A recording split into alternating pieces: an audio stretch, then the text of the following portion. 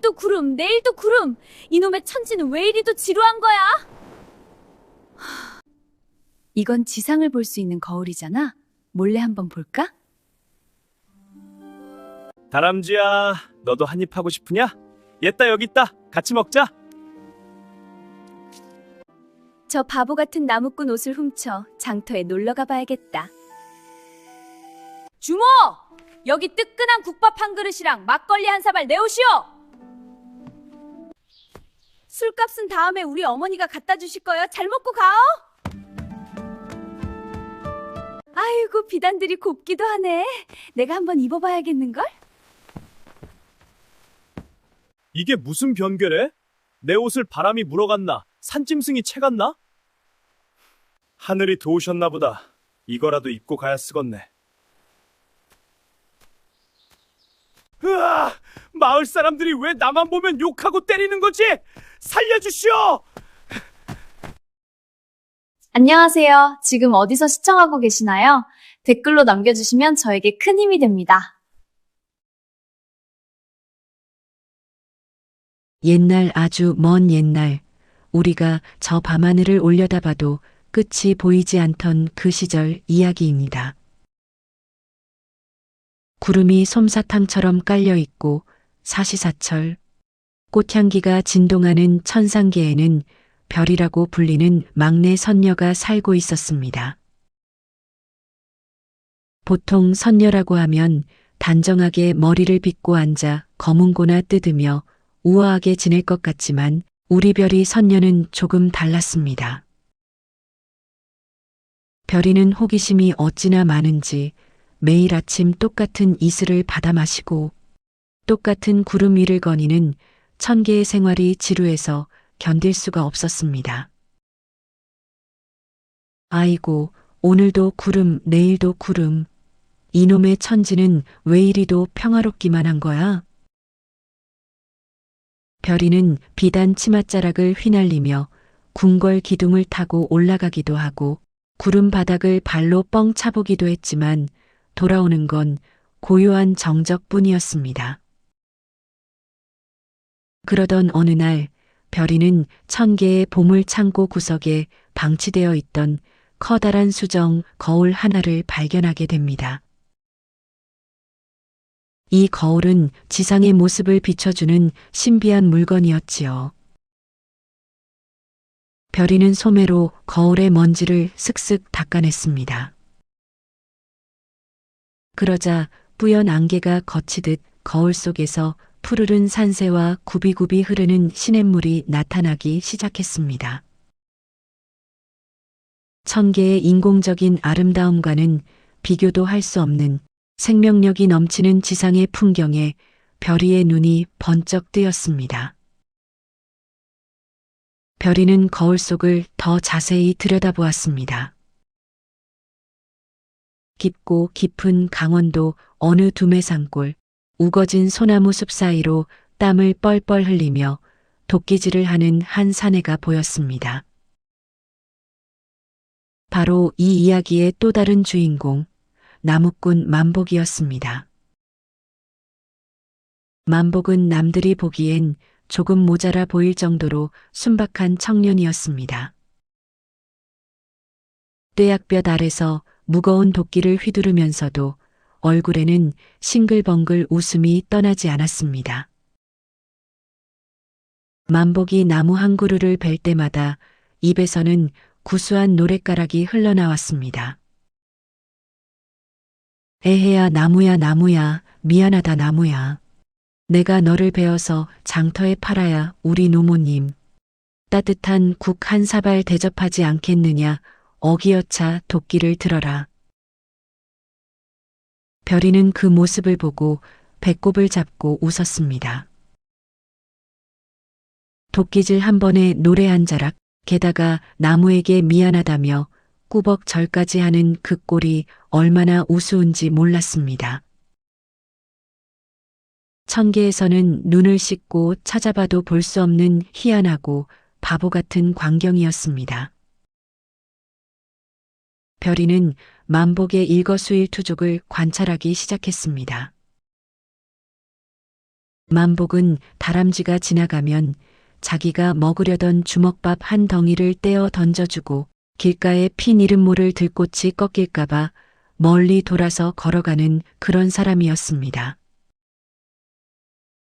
별이는 생각했습니다. 저렇게 착해 빠져서 이 험한 세상을 어떻게 살까? 저 바보 같은 나무꾼을 내가 살짝만 건드려도 정신을 못 차리겠지? 지루함에 몸서리치던 별이에게 만복은 세상에서 가장 재미있는 장난감처럼 보였습니다. 별이의 머릿속에는 벌써 만복을 골탕 먹일 수만 가지 계획이 세워지기 시작했습니다. 결심이 서자 별이는 행동을 서둘렀습니다. 상제님 몰래, 언니 선녀들 몰래 1000개의 문을 지키는 구름 파수꾼들이 졸고 있는 틈을 타서 슬그머니 지상으로 내려가는 무지개 다리에 몸을 실었습니다. 발 아래로 시원한 바람이 지나가고 공기의 냄새가 달라지기 시작했습니다. 꽃향기만 나던 1000개와 달리 지상의 공기는 흙내음과 풀내음 그리고 사람 냄새가 뒤섞인 아주 강렬한 것이었습니다. 별이는 드디어 만복이 일하고 있는 산속 계곡 근처에 발을 내디뎠습니다. 주변을 살피니 멀리서 만복의 힘찬 기합 소리가 들려왔습니다. 별이는 커다란 바위 뒤에 몸을 숨기고 만복을 훔쳐보았습니다. 가까이서 본 만복은 거울로 볼 때보다 더 덩치가 컸지만 눈매만큼은 갓 태어난 송아지처럼 선하고 맑았습니다. 만복은 오전 내내 열심히 일한 뒤 이마에 땀을 닦으며 졸졸 흐르는 냇가로 향했습니다. 그는 시원한 물에 세수를 하고 땀에 젖은 낡은 옷을 훌렁 벗어 바위 위에 얹어두었습니다. 그리고는 근처 그늘 밑에서 기분 좋게 낮잠 청할 준비를 했습니다. 별이의 눈이 반짝였습니다. 드디어 기회가 왔다. 별이는 살금살금 다가가 만복의 낡고 해진 옷을 집어들었습니다. 땀 냄새가 났지만 별이는 개의치 않았습니다. 오히려 그 냄새가 인간 세상의 냄새인 것 같아 신기하기만 했습니다. 별이는 자신의 화려한 선녀복을 구석에 숨겨두고 만복의 옷을 꿰어 입었습니다. 거기에 더해 길게 늘어뜨렸던 머리카락을 돌돌 말아 올려 만복처럼 상투를 틀었습니다. 거울 속에서 본 만복의 모습을 흉내내며 얼굴에 흙을 조금 묻히자 영락없는 미소년 나무꾼의 모습이 되었습니다. 별이는 자신의 변장한 모습을 냇물에 비춰보며 만족스러운 듯 미소를 지었습니다. 이제 이 옷의 주인인 만복이 잠에서 깨어나 당황할 모습을 상상하니 벌써부터 웃음이 터져 나올 것 같았습니다. 하지만 별이의 장난은 여기서 멈출 생각이 없었습니다. 그녀는 만복의 이름으로 마을에 내려가 한바탕 소동을 피울 작정이었습니다. 저 착하고 바보 같은 사내가 마을 사람들에게 쫓기며 당황하는 모습을 보면 1000개에서 쌓였던 수백 년의 지루함이 단번에 날아갈 것만 같았습니다. 별이는 만복의 도끼를 어깨에 척 걸치고 가벼운 발걸음으로 마을을 향해 달리기 시작했습니다. 산새들이 지저귀고 나비들이 춤추는 길을 지나며 별이는 속으로 속삭였습니다. 나무꾼 만보가 오늘 너는 세상에서 가장 황당한 하루를 보내게 될 거야. 이 선녀별이가 내 인생을 아주 시끌벅적하게 만들어줄 테니까. 그렇게 철없는 막내 선녀의 발칙한 장난이 시작되었습니다. 산바람은 별이의 웃음소리를 실어 나르고 아무것도 모르는 만복은 시원한 그늘 아래서 코를 골며 깊은 잠에 빠져 있었습니다. 하늘나라 선녀가 지상으로 내려와 버리는 이 기상천외한 소동극의 서막이 오르는 순간이었습니다. 만복의 낡은 옷을 훔쳐 입고 상투까지 틀어올린 별이는 가벼운 발걸음으로 마을 어기 장터에 들어섰습니다. 장날이라 그런지 사람들은 북적이고 여기저기서 맛있는 냄새가 진동했습니다. 천계에서는 향기로운 이슬만 마셨던 별이에게 고소한 기름 냄새와 구수한 된장국 냄새는 참을 수 없는 유혹이었습니다. 별이는 가장 목소리 크고 인심 좋게 생긴 주모가 운영하는 해약 주막으로 성큼성큼 걸어 들어갔습니다. 그리고는 만복의 목소리를 흉내내며 굵직하게 소리쳤습니다. 주모, 여기 뜨끈한 국밥 한 그릇이랑 막걸리 한 사발 내오시오. 오늘은 내가 산삼이라도 캔 기분이라 아주 배가 고프구만. 평소 만복을 잘 알던 주모는 고개를 갸우뚱했습니다. 아니, 저 바보 만복이가 웬일로 저렇게 목소리가 커졌대? 평소엔 모기만 한 소리로 인사도 제대로 못하던 놈이.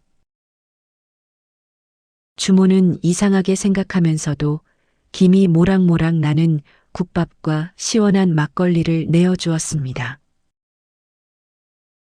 별이는 난생 처음 먹어보는 인간의 음식을 개눈 감추듯 먹어치웠습니다. 배가 든든해지자 심술궂은 장난기가 다시 꿈틀댔습니다. 별이는 주모가 다른 손님과 수다를 떠는 틈을 타서 슬그머니 엉덩이를 뗐습니다. 그리고는 문턱을 넘으며 크게 외쳤습니다. 주모, 술값은 다음에 우리 어머니가 갖다 주실 거요. 고맙게 잘 먹고 가오. 아니, 이놈이 미쳤나? 야, 만보가. 게 섞어라. 주모가 국자를 들고 쫓아왔지만 축지법이라도 쓰듯 요리조리 군중 사이를 빠져나가는 별이를 잡을 길은 없었습니다. 시장 사람들은 넋을 잃고 쳐다보았습니다. 저 얌전하던 만보기가 술값을 떼먹다니 해가 서쪽에서 뜨겠네. 주막에서 기분 좋게 배를 채운 별이의 다음 목표는 마을에서 가장 비싼 비단을 파는 만물 상해였습니다. 별이는 가게 앞에 진열된 화려한 오색 비단들을 보자 천계에서 입던 옷들이 생각나 신이 났습니다. 그녀는 만복의 투박한 손놀림을 흉내내는 척하며 진열된 비단 뭉치를 하나둘씩 풀어헤치기 시작했습니다. 아이고, 이 비단들이 참 곱기도 하네. 1000개 비단보다 못한 것 같기도 하고 내가 직접 입어봐야 알겠는걸. 비단 가게 주인은 당황해서 아니, 만보가. 그건 파는 옷감이야. 손대지 마. 라고 소리쳤지만 별이는 이미 비단을 어깨에 두르고 허리에 감아 뱅글뱅글 돌며 춤을 추기 시작했습니다. 꽃분홍 비단이 하늘거리고 청색 비단이 파도를 치듯 장터 한복판에 펼쳐졌습니다. 별이는 만복의 거친 옷을 입고도 선녀 특유의 우아하고 현란한 몸짓으로 장터를 휘저었습니다. 비단은 흙바닥에 끌려 엉망이 되었고 비단 가게 주인은 아이고, 내 팔자야. 저 바보가 오늘 잡기가 씌었나? 라며 가슴을 치고 통곡했습니다. 별이는 사람들이 몰려들수록 신이 나서 더 크게 원을 그리며 돌았습니다. 평소 만복이를 착한 바보로만 알고 있던 사람들은 입을 떡 벌리고 그 광경을 지켜봤습니다. 어떤 이는 만복이가 드디어 미쳤다고 혀를 찼고, 어떤 이는 저놈이 어디서 술을 처먹고 행패를 부린다며 손가락질을 했습니다. 이제 장터는 아수라장이 되었습니다. 술값을 떼인 주모가 국자를 들고 달려왔고, 비단이 망가진 상인이 씩씩거리며 합세했습니다. 그들의 눈에는 오직 하나 만복이라는 이름에 미친 나무꾼만 보였습니다. 이놈 만복이가 오늘 단단히 미쳤구나. 평소엔 개미 한 마리 못 죽이던 놈이 어떻게 이럴 수가 있나? 당장 저놈을 잡아다가 몽둥이 찜질을 해줘야 한다. 사람을 무시해도 유분수지. 사람들은 근처에서 굴러다니는 빨래방망이와 빗자루, 몽둥이를 들고 일어났습니다. 만보가 오늘 너 죽고 나 죽자라는 고함이 장터를 가득 메웠습니다. 별이는 멀리서 이 험악한 분위기를 지켜보며 바위 뒤에 수머배를 잡고 웃었습니다. 아이고, 이제 곧 진짜 만보기가 내려올 텐데 저 몽둥이 세례를 어떻게 견딜꼬? 생각만 해도 너무 재미있네. 선녀별이는 자신이 저지른 소동이 얼마나 큰 화가 될지 모른 채 오직 지루함을 달랬다는 기쁨에 취해 만복의 다음 행보를 기다렸습니다.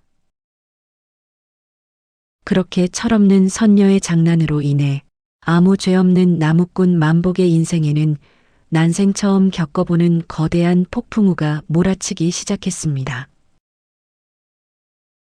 시원한 냇물에 몸을 씻고 기분 좋게 한숨 자고 일어난 만복은 기지개를 크게 켜며 자신의 옷이 놓여있던 바위를 더듬었습니다. 하지만 손에 잡히는 것은 차가운 바위의 감촉뿐이었습니다. 만복은 눈을 비비며 주변을 샅샅이 뒤졌지만 돌아가신 아버지가 물려주신 소중한 외출복은 흔적도 없이 사라지고 없었습니다. 아이고, 이게 무슨 병개래? 바람이 물어갔나? 산짐승이 채갔나? 옷 없이 마을에 어찌 내려간단 말이여. 만복이 발을 동동 구르며 울상이 되어 있을 때 바위 틈바구니 구석에서 은은한 빛이 새어나오는 것을 발견했습니다. 살금살금 다가가 보니 그곳에는 난생 처음 보는 눈부시게 고운 비단옷 한 벌이 가지런히 놓여 있었습니다. 바로 별이 선녀가 인간 옷으로 갈아입으며 잠시 숨겨둔 1000개의 선녀복이었지요. 만복은 그것이 선녀 옷인 줄도 모르고 그저 누군가 잃어버린 귀한 옷인 줄만 알았습니다. 에고, 내 옷은 없어졌지만 하늘이 도우셨나 보다. 이거라도 빌려 입고 마을에 내려가서 내 옷을 찾아봐야 쓰겄네. 만복은 커다란 덩치를 구겨 넣듯 하늘하늘한 선녀의 속치마와 겉치마를 겹겹이 껴입었습니다. 길쭉한 팔다리에 선녀 옷이 꽉 끼어 모양새가 해괴하기 짝이 없었지만 만복은 그저 몸을 가렸다는 사실에 안도하며 마을로 향했습니다. 꽃분홍 치맛자락을 휘날리며 장터에 나타난 만복의 모습은 그야말로 장관이었습니다. 덥수룩한 수염에 구불구불한 털이 난 다리가 비단 치마 사이로 삐져나온 꼴이라니요. 마을 사람들은 그 기괴한 복장에 감탄하기는커녕 별이 선녀가 부린 행패 때문에 이미 눈에 불을 켜고 있었습니다. 주막 평상에서 국자를 들고 대기하던 주모가 가장 먼저 만복을 발견하고는 고함을 질렀습니다. 야, 이놈 만보가 어디서 남의 집 비단을 훔쳐 입고 저렇게 당당하게 나타나느냐? 내 술값 당장 내놓거라. 만복은 눈이 휘둥그레져서 손사래를 쳤습니다. 아이고, 주모 아주머니, 지는 방금 산에서 내려왔구만요. 술이라니요, 지는 오늘 술 구경도 못했어요. 만복이 억울해하며 하소연했지만 선녀 옷을 입고 나풀거리는 그 모습은 누가 봐도 장터 사람들을 약 올리는 미친 사람의 행동이었습니다. 마을 사람들은 너나 할 것 없이 몽둥이와 빗자루를 치켜들었습니다. 만복은 평생 느껴보지 못한 공포에 질려 뒷걸음질을 쳤습니다. 아니라니께요. 지는 정말 아무것도 몰라요. 하지만 몽둥이는 사정없이 만복의 엉덩이와 어깨 위로 떨어졌습니다. 비단 치맛자락이 펄럭일 때마다 몽둥이질은 더 매서워졌습니다. 아이고, 사람 살려. 지가 안 그랬슈. 정말이여유. 만복은 선녀 옷자락을 양손으로 치켜들고 마을 밖으로 죽으림을 다해 뛰었습니다. 뒤에서는 저 미친 바보놈 잡아라 하는 욕설과 고함이 파도처럼 밀려왔습니다. 만복은 앞이 보이지 않을 정도로 눈물이 그렁그렁해져서 산길을 기어오르다시피 도망쳤습니다. 산 중턱 바위 뒤에 몸을 숨긴 만복은 욱신거리는 몸보다도 영문 모를 배신감과 서러움에 가슴이 무너져 내렸습니다. 하늘도 무심하시지. 지가 무슨 죄를 지었다고 동네 사람들이 다 저를 미워한대요. 옷은 어디 가고 지는 왜 이런 비단옷을 입고 매를 맞아야 한대요.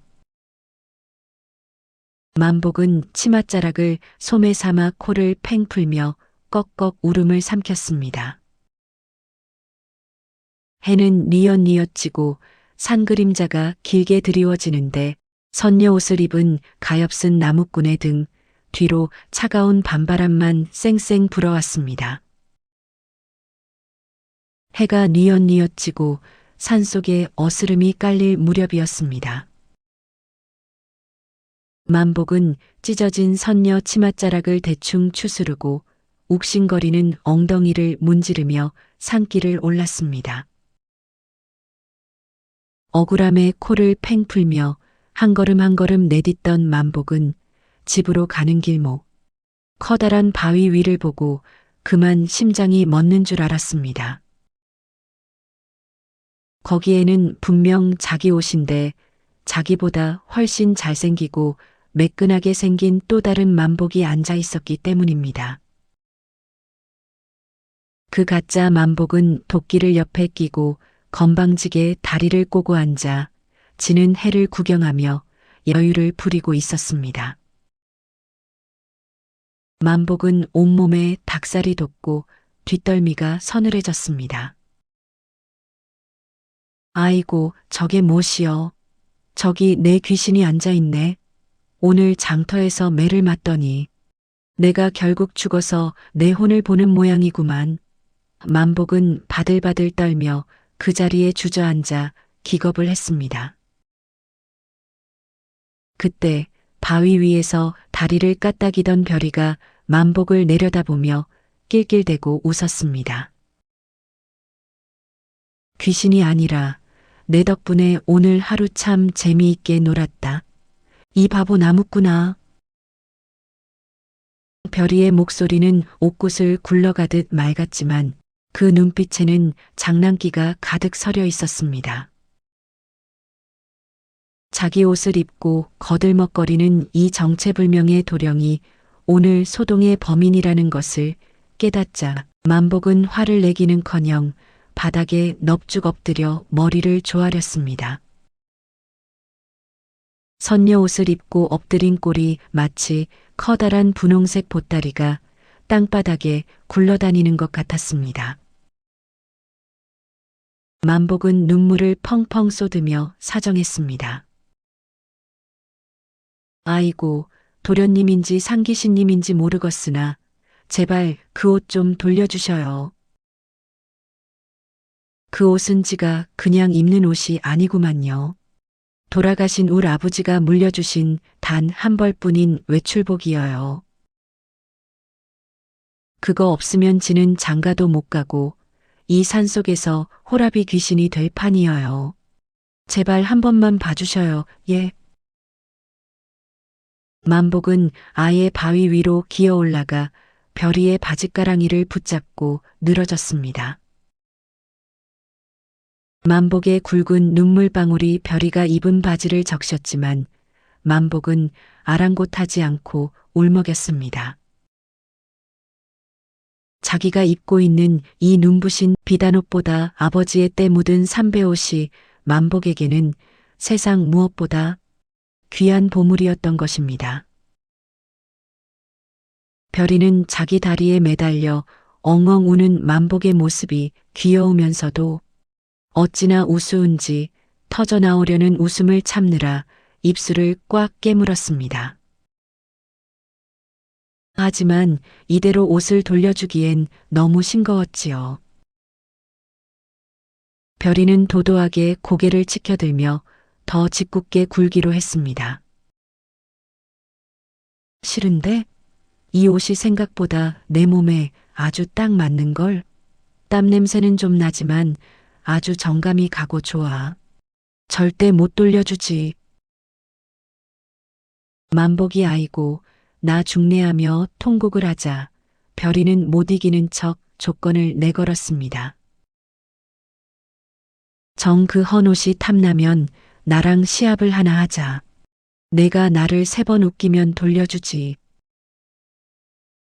하지만 못 웃기면 평생 내 종노릇을 해야 한다. 어때 할 테냐?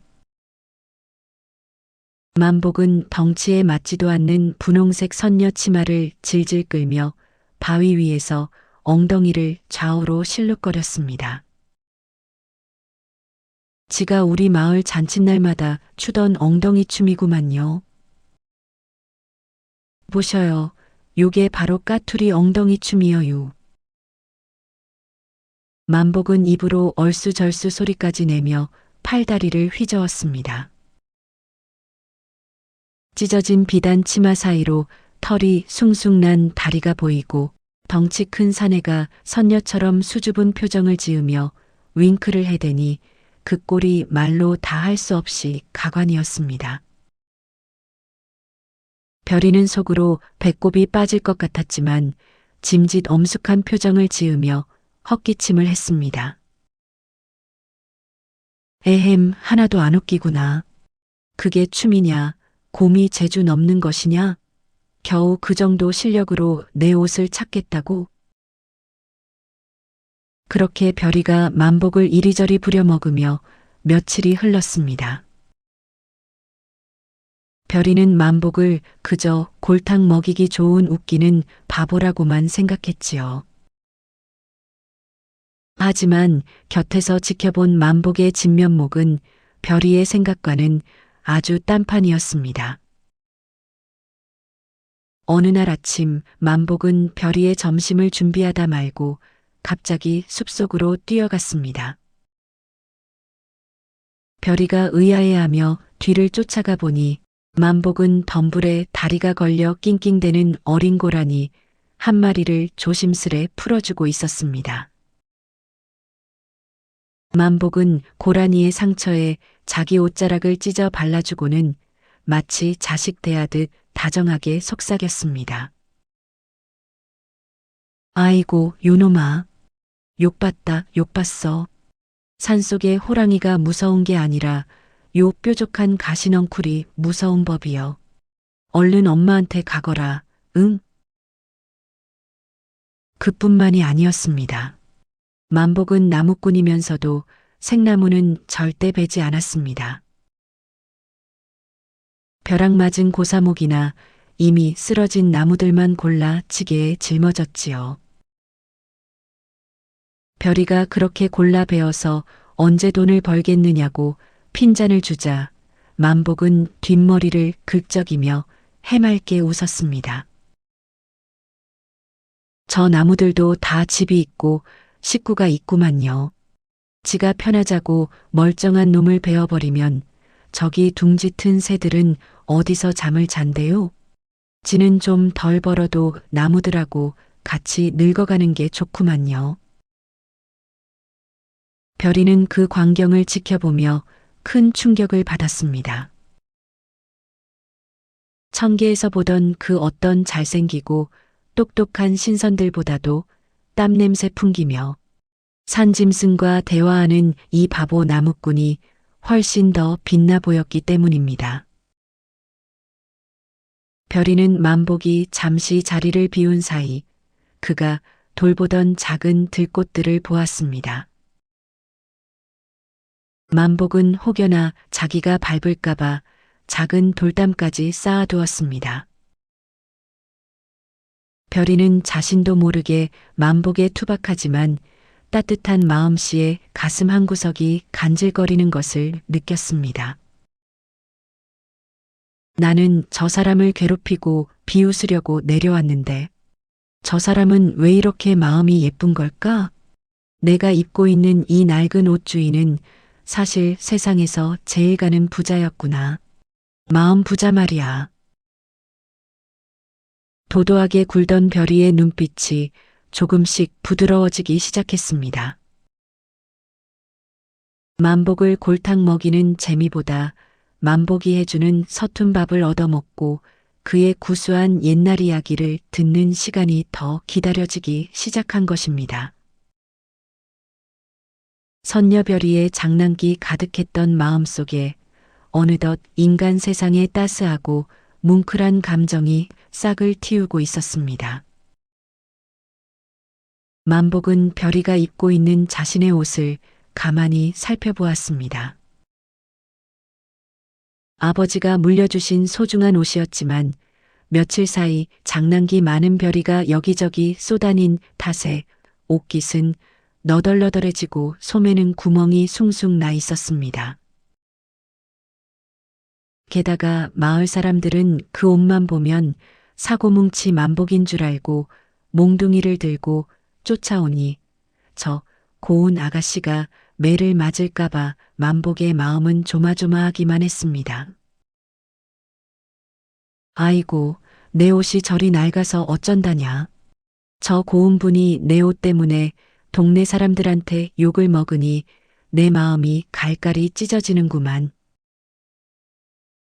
만복은 별이를 원망하기는커녕 오히려 그녀가 겪는 고생이 자기 탓인 양 미안해졌습니다. 만복은 결심한 듯 평소에는 아껴두느라 손도 대지 않던 깊은 골짜기 절벽으로 향했습니다. 안개가 자욱한 낭떠러지를 타며 며칠 밤낮을 잠도 자지 않고 산을 뒤진 끝에 만복은 마침내 영롱한 빛을 내뿜는 천년 묵은 산삼과 귀한 약초들을 한가득 캐낼 수 있었습니다. 귀한 약초를 손에 쥔 만복이었지만 장터로 나가는 길은 멀고도 험했습니다. 마을 사람들은 여전히 미친 나무꾼을 잡겠다고 눈을 부라리고 있었으니까요. 만복은 꾀를 내어 아궁이의 숯검정을 손바닥에 듬뿍 묻혔습니다. 그리고는 제 고운 피부가 보이지 않도록 얼굴 전체에 시커멓게 칠을 하고 눈만 간신히 내놓은 채 장터로 숨어들었습니다. 장터 사람들은 웬 시커먼 괴물 같은 사내가 나타나자 저게 무엇이여 하며 수군거렸지만 만복은 묵묵히 약초를 팔았습니다. 약초값으로 받은 묵직한 돈주머니를 손에 쥐자마자 만복이 달려간 곳은 지난번 별이가 춤을 추며 망가뜨렸던 바로 그 비단 가게였습니다. 만복은 그곳에서 가장 비싸고 가장 고운 꽃분홍색 비단 치마 저고리를 골랐습니다. 주인은 숙검정 투성이 사내가 돈을 내밀자 의아해하면서도 세상에서 가장 아름다운 옷을 내주었습니다. 만복은 그 보따리를 품에 꼭 안고 행여나 때가 묻을까봐 숨도 크게 쉬지 못한 채 다시 산으로 뛰어 올라갔습니다. 노을이 산마루를 붉게 물들릴 때쯤 만복은 쭈뼛거리며 별이 앞에 나타났습니다. 얼굴에 묻은 숙검정은 땀에 씻겨 얼룩덜룩해졌고 손은 약초를 캐느라 온통 상처투성이었지요. 만복은 부끄러운 듯 고개를 숙이고 조심스럽게 비단 보따리를 내밀었습니다. 저 아가씨, 남의 옷, 아니지 옷 입고 다니면 사람들한테 매만 맞고 고생만 하니께 이거 좀 입으셔요. 지 옷보다 100배는 더 예뻐서 가져왔구만요. 지가 며칠 동안 산 좀 뒤졌더니 산신령님이 도와주셨나 봐요. 별이는 만복이 건넨 보따리를 풀자마자 할 말을 잃었습니다.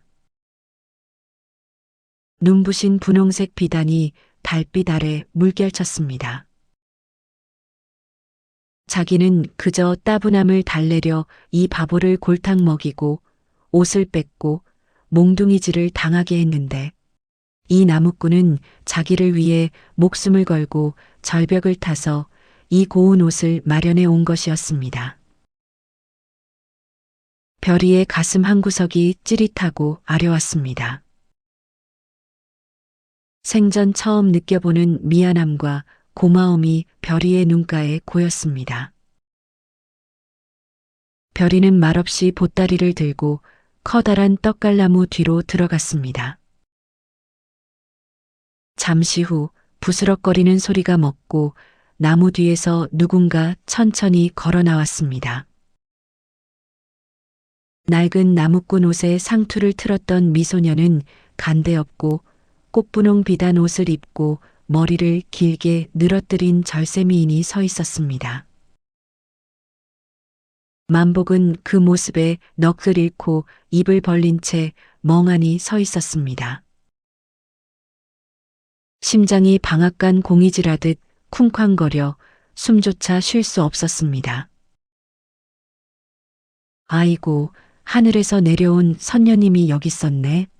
지 옷 입었을 때랑은 정말 딴판이구만요. 지가 꿈을 꾸는 건 아니지요? 만복의 얼굴은 이내 그가 사온 비단옷보다 더 붉은 홍당무가 되었습니다. 별이는 수줍게 웃으며 만복에게 다가갔습니다. 숙검정이 묻고 상처난 만복의 투박한 손이 별이의 눈에는 세상 그 어떤 보석보다 아름답게 빛나 보였습니다. 장난으로 시작된 인연이 진심 어린 선물 하나에 운명 같은 사랑으로 피어나는 고요하고도 벅찬 산속의 밤이었습니다. 만복이 분홍 비단옷을 입은 별이의 모습에 넋을 잃고 있던 그 찰나였습니다. 갑자기 사방에서 서늘한 바람이 휘몰아치더니 발밑에 깔려있던 산안개가 무서운 기세로 소용돌이치기 시작했습니다. 방금까지 달빛이 환하던 하늘은 먹물을 뿌린 듯 칠흑같이 어두워졌고 우르릉 쾅쾅하는 천둥 소리가 온 산천을 뒤흔들었습니다. 그때였습니다. 구름이 갈라지며 눈을 뜨기 힘들 정도로 눈부신 빛이 쏟아져 나왔고 그 사이로 거대한 천상계의 주인 천재의 호통 소리가 산울림처럼 터져 나왔습니다. 이놈 별이야. 감히 천개의 법도를 어기고 지상으로 내려가 남장을 하고 인간들을 농락하더니 이제는 미천한 나무꾼과 짝을 맺으려 하느냐. 내 죄가 무거우니 당장 천상계로 복귀하라. 하늘나라 임금님의 노호 소리에 산짐승들은 숨을 죽이고 엎드렸습니다. 별이는 얼굴이 종이장처럼 창백해진 채 바들바들 떨었습니다. 그 순간 하늘에서 번쩍이는 은빛 사슬이 뱀처럼 내려와 별이의 몸을 칭칭 휘감았습니다. 별이의 몸은 저항할 틈도 없이 허공으로 둥실 떠오르기 시작했습니다. 평소에 만복이라면 귀신 이야기만 들어도 이불을 뒤집어 쓰고 덜덜덜 바보였지만 사랑하는 별이가 끌려가는 모습을 보자 눈빛이 돌변했습니다. 만복은 평생 나무를 패며 단련된 굵은 팔뚝으로 무거운 쇠도끼를 움켜쥐었습니다. 그리고는 감히 쳐다보지도 못할 하늘을 향해 목청껏 소리를 질렀습니다. 아이고 하늘님요. 이게 무슨 경우랍니까? 우리 아가씨가 장난 좀 친 거 가지고 너무하시는 거 아니오? 이 분홍 옷 내가 손톱이 빠지게 산삼캐서 사온 거란 말이오. 내 색시 데려가려거든 차라리 나를 데려가쇼. 만복은 도끼를 내던지고 허공으로 떠오르는 별이의 발목을 필사적으로 붙잡았습니다. 덩치 큰 사내가 매달리자 별이의 상승이 멈칫했습니다. 구름 위에서는 황금 갑옷을 입은 천상의 군사들이 위협적인 창끝을 내밀며 만복을 위협했습니다. 하지만 만복은 눈물 콧물이 범벅이 된 채로 바득바득 우겨댔습니다. 이거 놓으시오. 이 아가씨 나한테 아직 옷값도 다 안 갚았단 말이오. 평생 내 곁에서 갚는다고 약조했단 말이오. 만복은 손바닥이 사슬에 쓸려 피가 나는데도 절대 손을 놓지 않았습니다. 엉엉 울면서도 별이의 발목을 꽉 쥔 그 손아귀 힘은 천상의 사슬보다도 더 단단해 보였습니다. 지상에서 벌어지는 이 처절하고도 바보 같은 광경을 지켜보던 천재는 잠시 침묵에 잠겼습니다. 미천한 인간이 신의 권위에 대항하면서까지 보여주는 저 무모한 진심이 천재의 마음을 아주 살짝 건드린 것이지요. 마침내 무겁게 가라앉은 목소리가 다시 들려왔습니다. 내 놈들의 정성이 가상하구나. 좋다. 딱 일주일의 시간을 주마. 그동안 못다한 정을 나누고 인간계의 일을 정리하거라. 하지만 명심하라. 일주일 뒤 보름달이 차오르는 밤 하늘문이 열릴 때 별이가 올라오지 않는다면 저 나무꾼의 목숨을 거둘 것이다. 천재의 말이 끝나자마자 별이를 묶고 있던 은빛 사슬이 스르르 풀렸습니다. 땅으로 툭 떨어진 별이를 만복은 부서져라 꽉 껴안았습니다. 만복은 아이처럼 기뻐하며 웃었지만 별이의 눈에는 굵은 눈물방울이 뚝뚝 떨어졌습니다. 선녀에게 일주일이란 시간은 눈 한 번 깜빡이면 지나갈 찰나와 같았습니다. 만복의 목숨을 담보로 얻어낸 이 짧은 만남이 너무나 소중하고도 무거웠기에 별이는 만복의 품에 얼굴을 묻고 흐느꼈습니다. 산속에는 다시 고요가 찾아왔지만 두 사람의 가슴 속에는 일주일 뒤에 다가올 거대한 운명의 보름달이 이미 뜨고 있었습니다.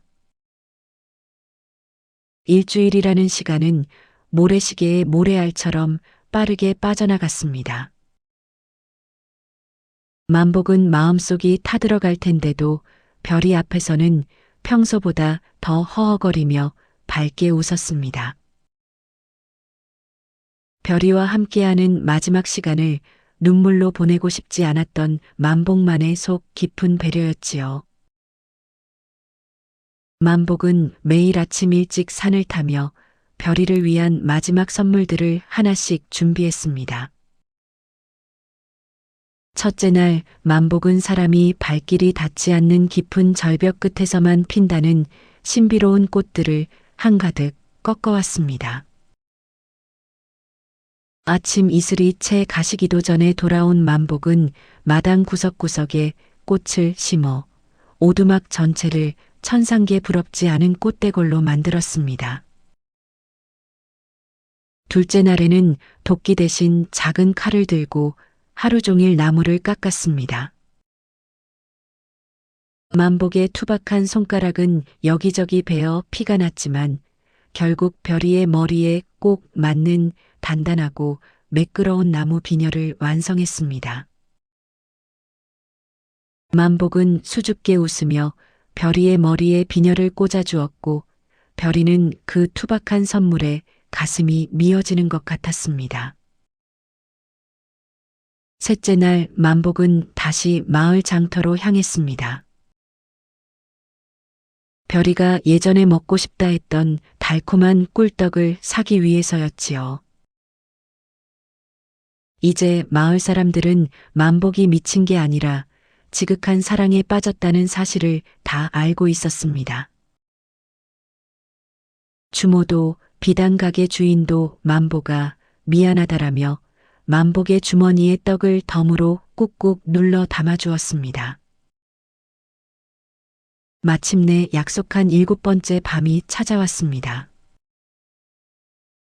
산속의 모든 정령과 짐승들도 이별을 예감한 듯 슬픈 울음소리를 내는 밤이었습니다. 하늘 한가운데 휘영청 밝은 보름달이 차오르자 갑자기 구름 사이로 눈부신 빛의 기둥이 수직으로 내려와 두 사람을 감쌌습니다. 하늘 문이 열린 것이었습니다.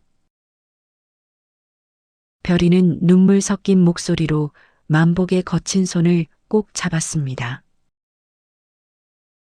만복님, 저를 절대 잊지 마세요. 하늘에 올라가서도 당신이 준 이 분홍 비단 옷과 나무 비녀를 절대 놓지 않을게요. 매일 밤 달을 보며 당신을 그리워하겠어요. 별이의 몸이 서서히 빗속으로 끌려 올라가려 했습니다. 만복은 눈물을 닦으며 별이의 손을 더 꽉 쥐었습니다.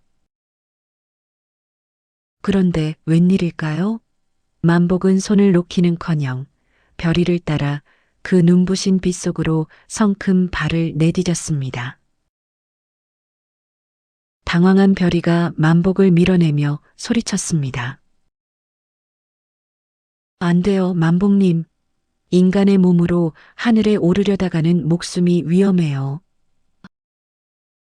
하지만 평생 남의 말만 듣던 바보 만복이 오늘만큼은 고집불통이었습니다. 만복의 눈은 그 어느 때보다 단호하고 빛났습니다. 별이 씨, 지가 바보라 그런가, 지는 혼자 사는 법은 알아도 당신 없이 사는 법은 도통 모르겠구만요. 하늘 가서 청소를 하든 상제님 도끼질을 대신하든 시키는 대로 다 할란게 그냥 나 좀 데려가 주쇼. 같이 갑시다. 두 사람이 하늘 문턱에 닿았을 때 1000개의 천재가 다시 모습을 드러냈습니다. 인간이 감히 1000개의 경계를 넘으려 하다니 천벌을 내리려던 천재는 멈칫했습니다. 만복의 눈망울 속에서 본 것은 광기나 욕심이 아니었습니다. 그것은 세상에서 가장 맑고 깨끗한 오직 한 사람만을 향한 순수한 사랑 그 자체였기 때문입니다. 천재는 한참 동안 두 사람을 내려다보더니 이내 껄껄거리며 호탕하게 웃었습니다. 그 웃음소리에 무섭던 천둥구름이 걷히고 따스한 별빛이 쏟아졌습니다. 허허, 하늘의 법도도 엄격하다만 저토록 사랑에 미친 바보는 이 하늘도 어찌할 도리가 없구나. 별이야, 내 벌은 천상계로 돌아오는 것이 아니다. 저 바보가 늙어 죽을 때까지 지상에서 함께 살며 저놈을 똑똑한 사람으로 가르치는 것으로 벌을 대신하겠다. 은빛 사슬 대신 따스한 바람이 두 사람을 감싸 안으며 땅으로 내려보냈습니다.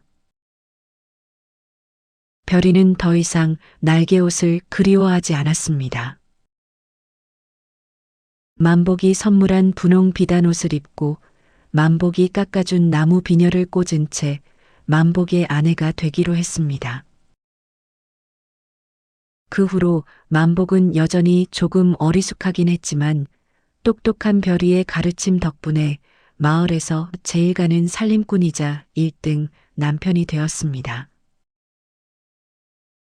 사람들은 장터에서 소동을 피우던 미소년 나무꾼이 사실은 아름다운 선녀였다는 사실을 전설처럼 이야기하곤 했지요. 만복은 매일 아침 해해 지는 평생 나무만 해도 배가 부르구만요. 라며 별이를 보며 웃었고 두 사람은 오래오래 행복하게 살았답니다. 여러분, 이야기 어떠셨나요? 천상계도 결국 마음씨 착한 바보 나무꾼의 정성에 홀딱 반해버렸지 뭡니까? 세상 사람들은 만복이를 보고 바보라고 손가락질했지만 하늘이 보시기에는 그 순수하고 맑은 마음이 세상 그 어떤 보물보다 귀했던 모양이에요. 우리네 사는 세상도 그렇지요. 조금 손해보는 것 같고 어리숙해 보여도 남을 위해 산삼을 캐고 꽃밭을 가꾸는 그 예쁜 마음이 결국에는 하늘 문도 열고 복도 불러오는 법이랍니다. 오늘 밤 꿈속에는 우리 어르신들 머리맡에도 저 분홍색 비단옷처럼 화사하고 고운 복들이 한가득 쏟아지길 빌겠습니다. 만복이와 별이처럼 웃음꽃 피는 밤 되셔요. 감사합니다.